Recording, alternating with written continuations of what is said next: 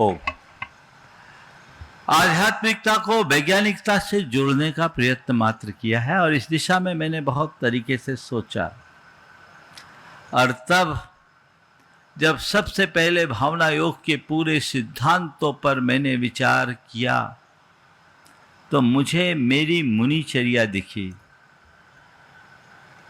मुनिचर्या में 6 आवश्यक कर्म जो किसी भी मुनि के जीवन को व्यवस्थित और संतुलित बनाने के आधार है।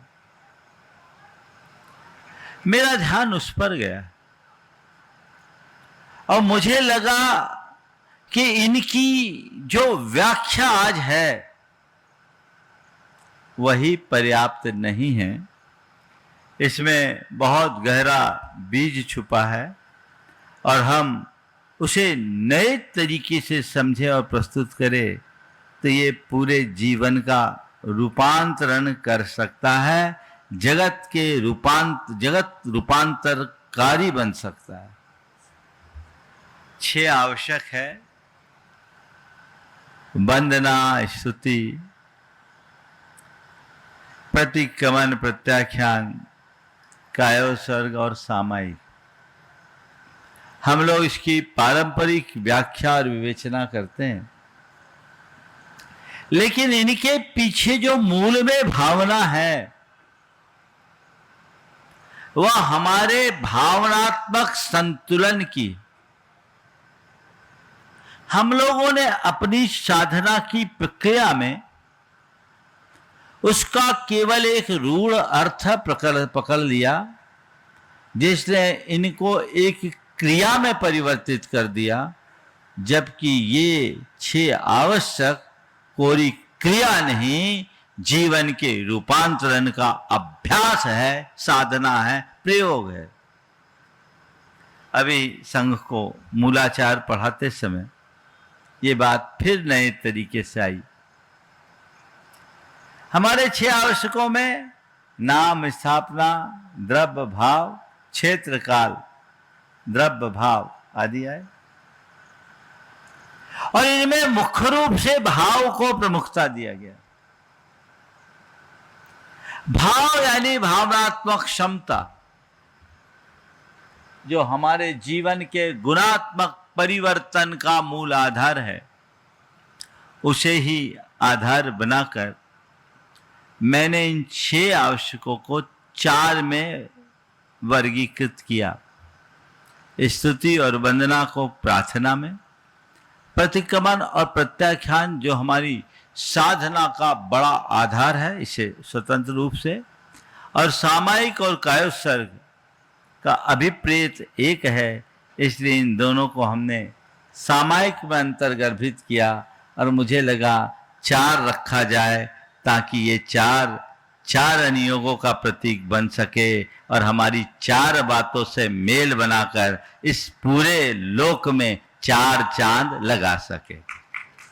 इसलिए हमने इसे 4 तक सीमित रखा। आज बात मुझे प्रार्थना की करनी।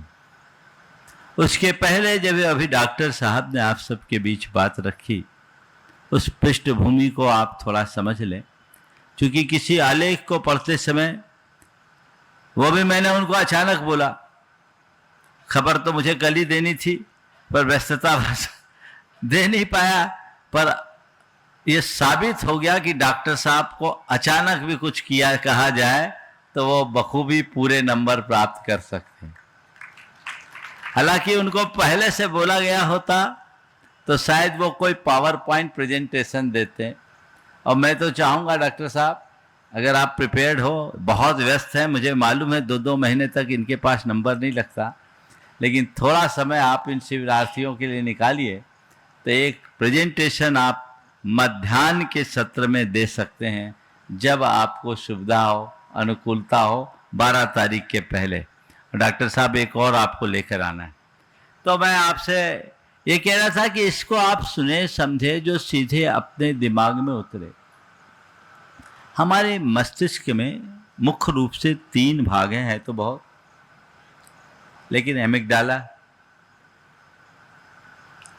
और एमिगडाला के बाद नाम भूल रहा हूं क्या, प्रीफ्रंटल कॉर्टेक्स और हिपोकैम्पस, ये तीनों चीजें अपना काम करती है। अभी आपने सुना एमिगडाला हमारे मस्तिष्क का एक पार्ट है जो बहुत छोटा सा है पर बहुत महत्वपूर्ण, बादाम के आकार का, लेकिन ये चीजों को ग्रहण करता है, हमारी जो एक मूलभूत भावनाएं उन्हें उभारता है, प्राय सब तरह की नकारात्मकताओं को जन्म वो देता है। तनाव, चिंता, क्रोध, डर, उदासी, हताशा, ये सब उसके अंतर आते हैं। और इसके कारण जो अभी एक शब्द आपने सुना, फाइट और फ्लाइट,